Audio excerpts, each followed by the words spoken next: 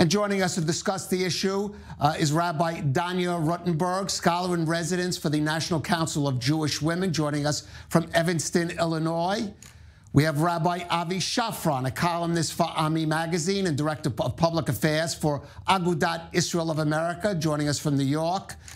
And in our Tel Aviv studio, we have Shoshanna Keats-Jaskal, co-founder Chokhmat Nashim, Orthodox activist for women's rights. And Rabbi Ruttenberg, I'm going to start with you. You made your position clear in an article in The Atlantic last year saying it's your religion, it's Judaism that leads you to support abortion rights. Why is that? Because abortion is permitted in some cases in Judaism, and it is required when the pregnant person's life is in danger. And so abortion bans violate Jewish religious freedom on two counts. Number one, the assertion that personhood begins at conception is completely antithetical to Jewish thinking. The Talmud says that the fetus for the first 40 days after conception is mea ba'alma. That's the first 7 to 8 weeks of gestation. That's when 66% of pregnancies happen. And then from then until birth, the fetus is part of the pregnant person's body. So fundamentalist Christian concepts of personhood, which animate many of these bans, does not cohere with Jewish thought, Jewish tradition, Jewish thinking at all. So abortion bans violate the Establishment Clause because they impinge on the rights of Jews, of Muslims, of atheists, of so many Americans. So that's number one. And number two, abortion bans violate Jews' free exercise of our tradition, because there are many, many, many cases where the state of Texas or of any other state that bans abortion will forbid abortion when Judaism might permit or even require abortion access. And so we say abortion access is a Jewish value because everyone needs to have access to this critical life-saving procedure. Right. Well, let me get Rabbi Shafran. You wrote a piece saying you welcomed the overturning of Roe v. Wade, and Agudah Israel has certainly taken a different view than the one just expressed by Rabbi Ruttenberg. Could you explain that? So I'm actually in agreement about the importance of a Jewish woman being able to choose abortion in those very rare cases where her life is conceivably in danger. There's no question that Agudah Israel, including and myself personally, would never support legislation that was across the board forbidding abortion, because we do need to have access to it in those cases. But to couch the issue as one of rights, a right to abortion, rather than a responsibility. Judaism is not about rights as so much as it is about responsibilities. We have responsibilities not only to other people, but also to potential people. And it's a bit of an oversimplification to describe a fetus as a non-entity or a non-person. It's a potential person. That's really what Jewish tradition, and there's a lot of a plethora of responsa and sources that make this very clear, that it's not just a question of choosing. You can't just choose to abort a child in Judaism. What you have to do is abort the child in a case where there's a threat to the mother's life. Otherwise, one has to respect the potentialness of that being. To say that it's simply a part of the mother is really not a scientifically backed idea. A fetus can have a different blood type from its mother, a different skin color. Obviously, in 50% of the cases, a different sex from the mother. The DNA of the fetus is different from that of the mother. It's an entity unto itself. Is it a person? No, but it is a potential person. All right. And to say that Jewish tradition supports a unfettered right to abortion is really a misrepresentation. Okay, Shoshanna, you could certainly respond to the comments you've heard, but you'd also maybe bring in the example of Israel, which takes I would say, a very open or liberal interpretation of what it means endangering a woman's health to ensure women have access to abortion. So, thank you. I think what's really important is to understand this is not a theoretical conversation.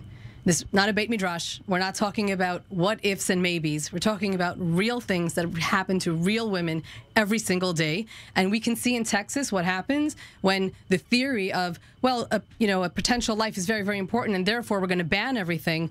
What happens? You have women who are nearly dying of sepsis because their doctors can't save them until their life is actually on the line. Who's going to define what does it mean my life is in danger? I know women, mothers of multiple children, who have terminated pregnancies because that was the best thing for them, for their family, and sometimes for that baby.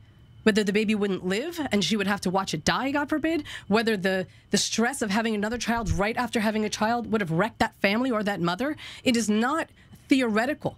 And Israel takes that very seriously. And even though it may be, well, yeah, we don't agree with it, or not that we don't agree.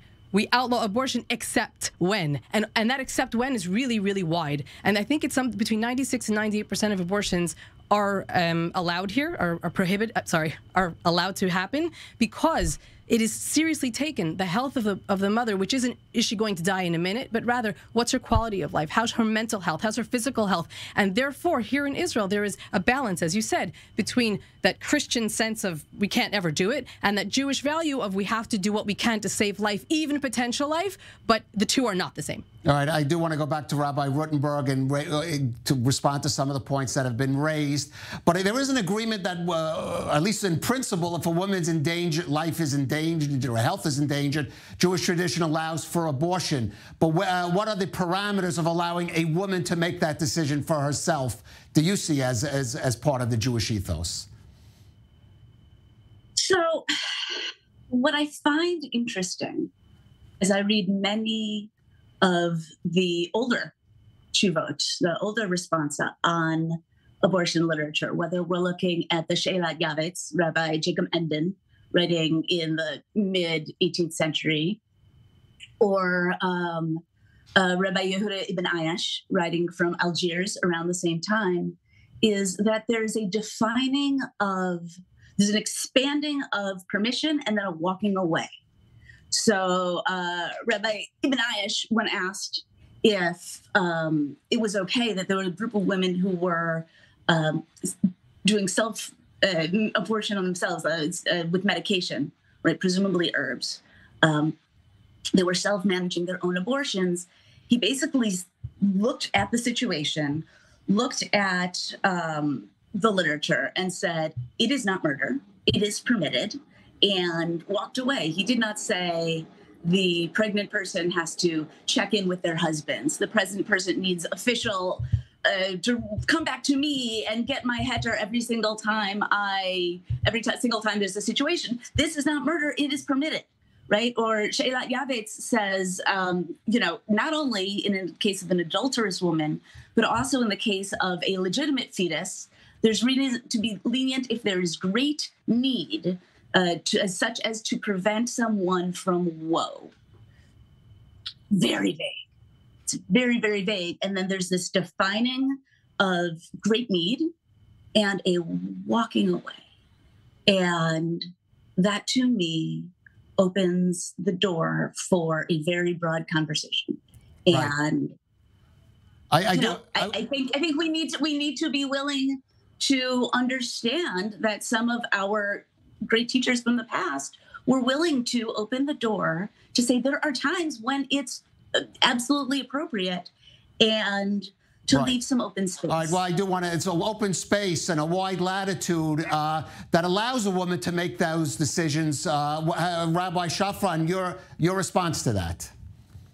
Yeah, I think Rabbi Rutenberg has really made my case for me, because in those cases that she quotes, which are not necessarily reflective of the general approach of the response over the years, but in any event, the fact is that questions were asked of these rabbis. And that's the entire point that I think is germane here. It's not a woman's choice. It's not her husband's choice. It's not a choice. The only choice here is whether to follow halakha, which means to go to a decisor of halakha, and to ask him what is permitted or not permitted in this case, or not. And in that case, I'm entirely in agreement with the fact that abortion can be permitted, even necessary, but the overarching element here is that the decision is made through the eyes of a posek in halakha. And that's exactly what happened in those cases, that the woman or her husband or the pair went to the decisor and said, do we have a right here? And if the decisor says you do, then you do.